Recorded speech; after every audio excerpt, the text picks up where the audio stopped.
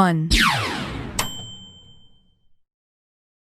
Apa hukumnya orang yang bertato menjadi imam sekalipun dia sudah insaf dan banyak hafalannya? Karena sebagian orang ada yang tak membenarkannya. Imam di Jepang itu mantan Yakuza.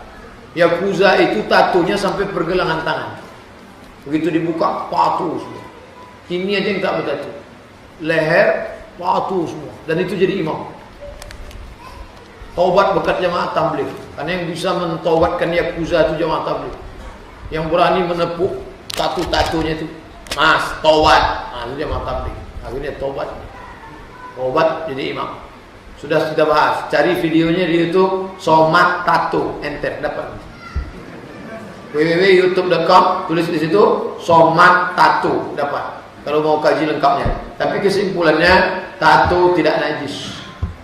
Maka tak perlu disetrika. Ini saya tengok banyak yang tobat setrika. Gambar ular kobra, disetrikanya jadi cacing tanah. Mau belok-belok lah kobra tadi. Biar aja, tak perlu. Dan kita pula bagi yang belum bertato, menengok orang bertato sudah tobatnya kita tengok-tengok. Ini belum ini tengok-tengok. Ya kalau dia udah tobat betul, kalau setengah tobat apa kita tengok? Mata lain gitu. At-taibu minadz-dzambi kama la dzambala. Orang yang tobat maka dia macam tak berdosa, bersih bersih. Jangan-jangan dia jauh lebih suci daripada kita. Jangan merasa dirimu suci. La tuzakku anfusakum. Saya kalau menengok orang bertato sholat, oh kagum saya. Dia bertato preman dapat hidayah, maka mungkin dia lebih dulu masuk surga daripada aku. Karena nilai jihad dia luar biasa. Ustaz jihadnya tak ada. Lahir di tengah keluarga muslim, muslimah, keluarga beragama, tak ada jihad. Dia berjihad luar biasa, melawan narkoba, melawan lingkungan, taubat dia, maka dia jauh lebih mulia daripada kita. 2. Apa hukum membuat gambar di badan tato? Apakah ini haram? Jelas ini haram. Ya, Rasulullah SAW mengatakan, la'anallahu al-washimah wal mustawshimah. Dilaknat oleh Rasulullah SAW wanita yang bertato dan wanita yang menatokannya. Ya, karena biasanya dengan laik supaya apa? Alisnya nyentet.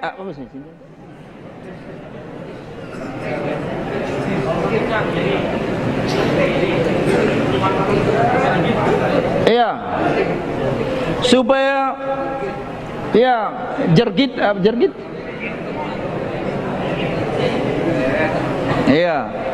Bahasa Indonesianya supaya kelihatan genit. Al-muhim sudah ya. Supaya ditato alisnya. Ini haram. Rasulullah mengatakan la'anallahu atau la'ana Rasulullah sallallahu alaihi wasallam al-washimah wal mustawshimah. Dilaknat oleh Rasulullah sallallahu alaihi wasallam orang yang wanita yang bertato dan yang menatokannya. Dua-duanya dilaknat.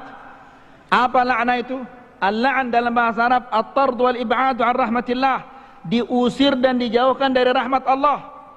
Orang yang bertato dan orang yang menatokannya. Lalu bagaimana kalau dia sudah bertato? Tobat kepada Allah. Apakah harus dihilangkan tatonya? Jangan dihilangkan. Karena menghilangkan tatonya ini lebih parah daripada membuat tato. Lebih sakit daripada membuat tato, menghilangkan tato. Dan menghilangkan tato ini merusak tubuh. Tubuhnya rusak, kulitnya rusak. Ya. Kalau mau menghilangkannya dengan cara yang mahal caranya. Ya. Sakit juga, tapi mungkin tidak terlalu membekas di tubuhnya. Jadi, tato ini adalah haram. Wallahu ta'ala alam. Kalau bapaknya sudah pakai tato, besok ibunya akan ikut-ikutan pakai tato. Dan sekarang na'udzubillah, tato ini sudah menjadi tren.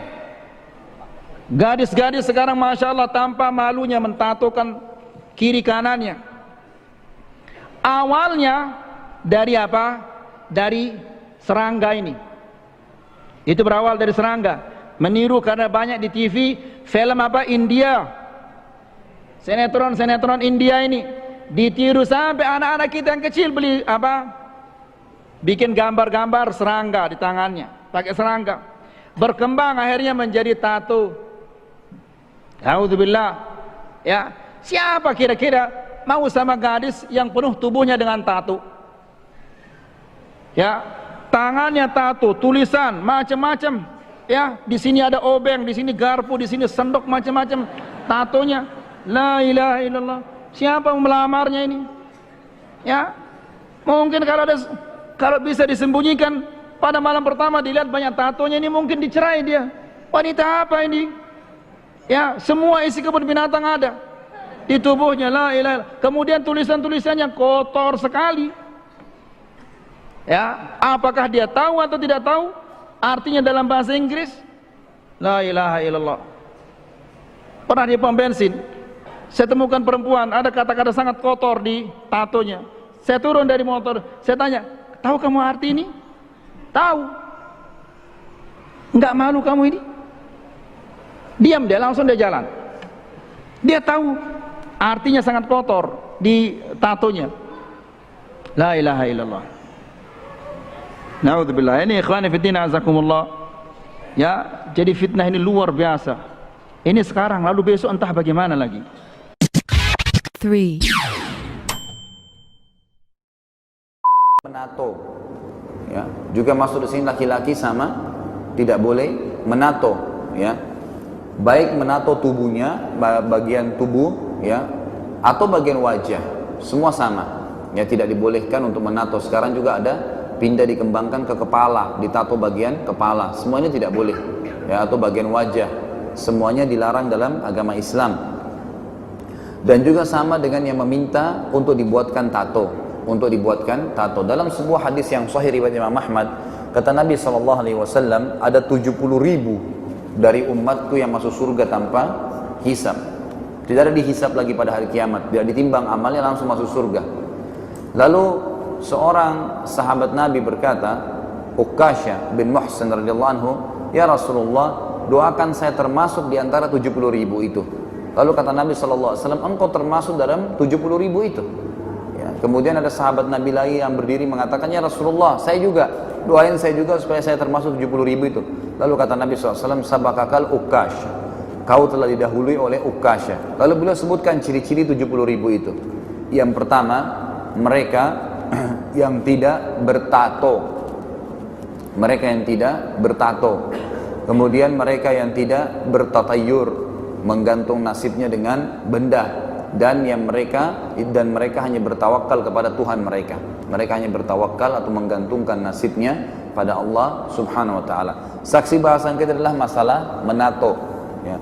Tinggal pertanyaan, bagaimana kalau orang sudah terlanjur mentato tubuhnya, maka dia bertaubat kepada Allah Subhanahu wa taala, dan ulama sepakat mengatakan dianjurkan untuk dia menghilangkan tato tersebut. 4, Ustaz, saya mau tanya, saya punya anak, sudah dewasa, dia sholat kentang Pak Ustaz, tapi itu badannya bertato Pak Ustaz, itu sholatnya sah apa Pak Ustaz? Nah, iya, itu aja Ibu. Ya Alhamdulillah. Bismillahirrahmanirrahim. Pertanyaan yang mungkin banyak terjadi di Indonesia, apalagi kita lihat fenomena tato ini ya. Anaknya Ibu sholatnya kencang sekarang, dulu?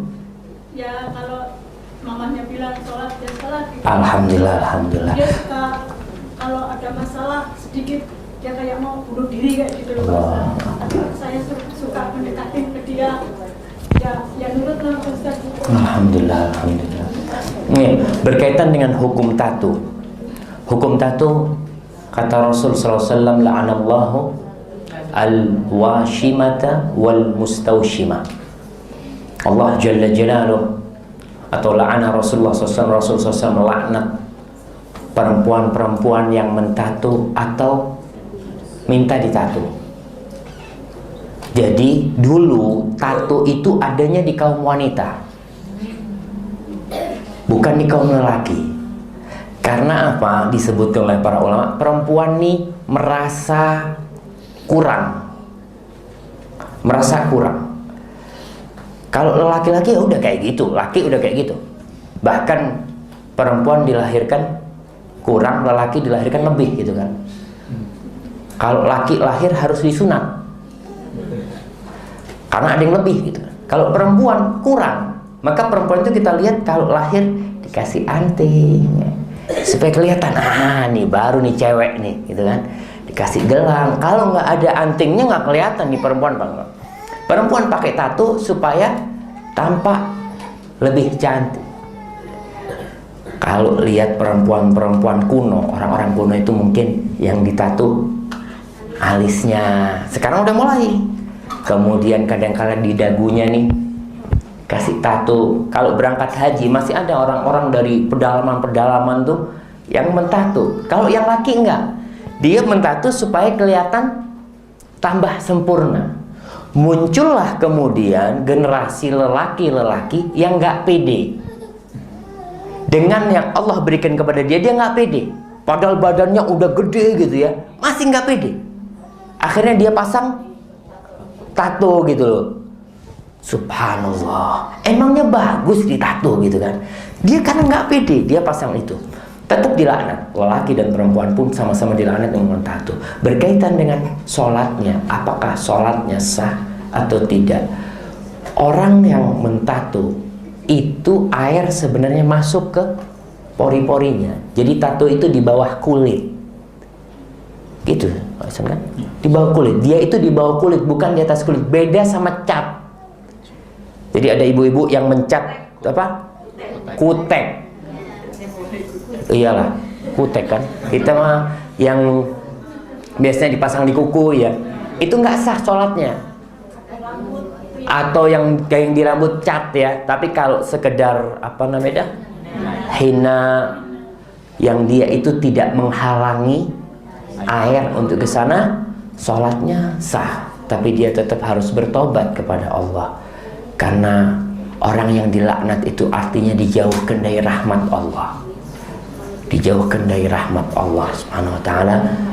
Maka dia tetap harus bertobat, memohon ampun kepada Allah atas perbuatan dia itu. Maka jangan dianggap remeh ya. Kadang-kala ibu-ibu ada yang apa alisnya ditato karena kurang cantik, kemudian seperti itu. Subhanallah, udahlah, insya Allah yang Allah berikan itu yang terbaik buat kita. 5. Soal tato gelut. Ayo tatoan gak oleh wudu. Gitu toh? Gak sah wudumu. Seneng arek-arek. Kok gak sholat? Aku gak iso wudu ya. Disangganya terus sedih, seneng. Wong gara-gara tatoan gak bisa wudu. Akhirnya dia gak pernah sholat kan. Sing salah sing bid'ahno atau sing karena gak sholat akhirnya. Jadi kalau Anda ingin tidak sholat, mulai besok tatoan. Padahal wudhu itu kan bukan urusan kebersihan jasad, tapi kebersihan hidupmu, rohanimu, perilakumu, akhlakmu. Makanya secara simbolik meripatmu dibasuh, karena kamu harus waspada, kamu sering melihat hal-hal yang tidak baik. Begitu juga telingamu, mulutmu, hidungmu, dan seterusnya, kakimu, tanganmu dibasuh karena dia sering melakukan, dibersihkan dari perilaku-perilaku biasa. Kalau yang kentut pantatmu tidak diusap. Masa ana wudu ngene rek. Ngene wudu. Enggak ada. Bala yang kentut siapa? Jadi yang kotor mana?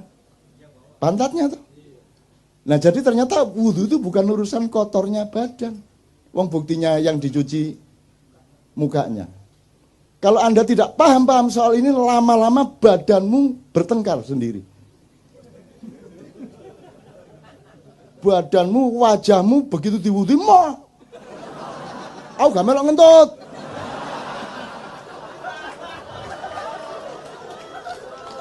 Terus ngene, iya.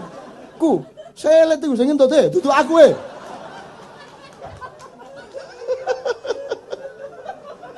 Logis ya? Jelas ya? Agama menggembirakan ya? paling tidak menjadi rahmatan lil alamin pada dirimu, pada keluargamu, wis alhamdulillah. Kalau itu sudah kamu alami setahun 2 tahun, kamu adalah rahmatan lil alamin bagi tetanggamu, bagi semua yang ketemu dengan kamu. Kan begitu. Kalau Anda sudah mendapat cahaya, lama-lama Anda menyatu dengan cahaya, lama-lama Anda menjadi cahaya. Kalau Anda sudah menjadi cahaya, tidak perlu bersinar.